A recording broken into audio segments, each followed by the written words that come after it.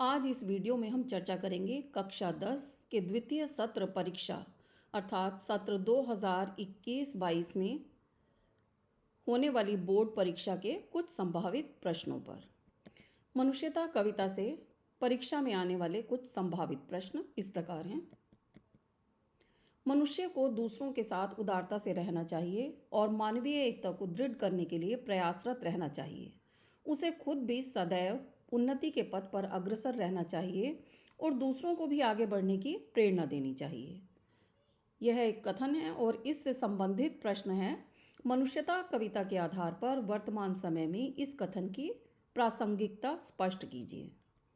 प्रश्न 2, मनुष्य मरणशील है, अतः उसे चाहिए कि वह अपनी सुनिश्चित मृत्यु को अपने कर्मों द्वारा यादगार बना दे ताकि उसके जाने के पश्चात भी लोग उसे याद करें। केवल अपने लिए चरकर पशुवत जीवन व्यतीत करने की अपेक्षा उसे परोपकार करते हुए जीवन व्यतीत करना चाहिए। इससे संबंधित प्रश्न है। मैथिली शरण गुप्त जी ने कहा है, आह वही उदार है परोपकार जो करे। इस पंक्ति के संदर्भ में बताइए विश्व बंधुत्व की भावना का क्या महत्व है और इसका विस्तार क्यों आवश्यक है। प्रश्न 3, कविता में कवि ने दधीची, कर्ण और महात्मा बुद्ध आदि महान व्यक्तियों के द्वारा हमें क्या बोध करवाने का प्रयास किया है और वही मार्ग अपनाने के लिए क्यों प्रेरित किया है। और इससे संबंधित प्रश्न है। मनुष्यता कविता की एक पंक्ति है, विरुद्धवाद बुद्ध का दया प्रवाह में बहा। बुद्ध ने अपने विचारों से हिंसक लोगों को भी वश में कर लिया था। वर्तमान समय में क्या यह भाव सार्थक हो सकता है? कविता के आलोक में अपने विचारों को लिखिए। प्रश्न 4, भारत में हमें अपने विचार व्यक्त करने की पूर्ण स्वतंत्रता है। हमारे विचारों का विरोध भी हो सकता है। मत मतांतर, पक्ष विपक्ष होना स्वतंत्र और सशक्त लोकतंत्र का परिचायक है।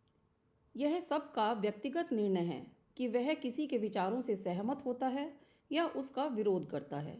यदि कोई आपके विचारों से असहमत होकर आपके मत को अस्वीकार करता है तो कोई आपत्ति नहीं होनी चाहिए। इससे संबंधित प्रश्न है, विरुद्धवाद बुद्ध का दया प्रवाह में बहा। वर्तमान समय में क्या यह भाव सार्थक हो सकता है? मनुष्यता कविता के आधार पर स्पष्ट कीजिए। क्या आप इस बात से सहमत हैं?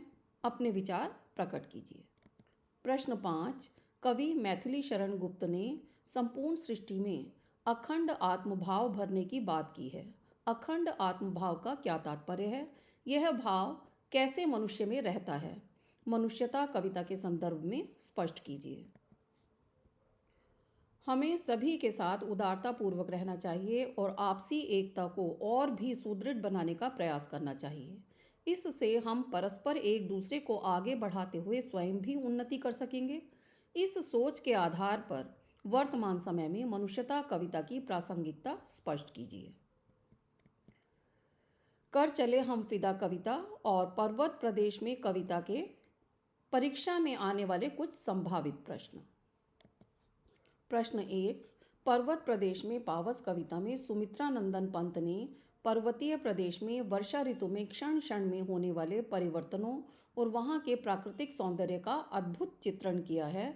वर्षा काल में पहाड़ों का सौंदर्य तो कई गुना बढ़ जाता है, परंतु पहाड़ों पर रहने वाले लोगों के दैनिक जीवन में क्या क्या कठिनाइयाँ उत्पन्न होती होंगी, इसके विषय में लिखिए। प्रश्न 2, कवि सुमित्रा नंदन पंत द्वारा पर्वतीय क्षेत्रों में वर्षा के समय पल पल परिवर्तित होने वाले दृश्यों को जादुई कहा गया है। आप अपने यहाँ वर्षा ऋतु में होने वाले प्राकृतिक परिवर्तनों के बारे में वर्णन करते हुए बताइए कि वर्षा ऋतु में पर्वतीय प्रदेशों में प्राकृतिक दृश्य जादुई क्यों लगते हैं। प्रश्न 3, था इंद्र खेलता इंद्रजाल के माध्यम से प्रकृति में हो रहे परिवर्तनों का जिम्मेदार कवि किसे और क्यों ठहरा रहे हैं। प्रश्न 4, एक देशभक्त और वीर व्यक्ति के मन में देश के लिए क्या इच्छाएं होती हैं? इन इच्छाओं को पूरा करने के लिए वह क्या क्या करने के लिए तत्पर रहता है? कर चले हम फिदा कविता और कारतूस एकांकी के आधार पर उत्तर दीजिए। प्रश्न 5, कारतूस एकांकी और कर चले हम फिदा कविता में वजीर अली और सैनिकों के कथनों में आपको क्या अंतर और समानता नजर आती है? अपने शब्दों में उत्तर लिखिए।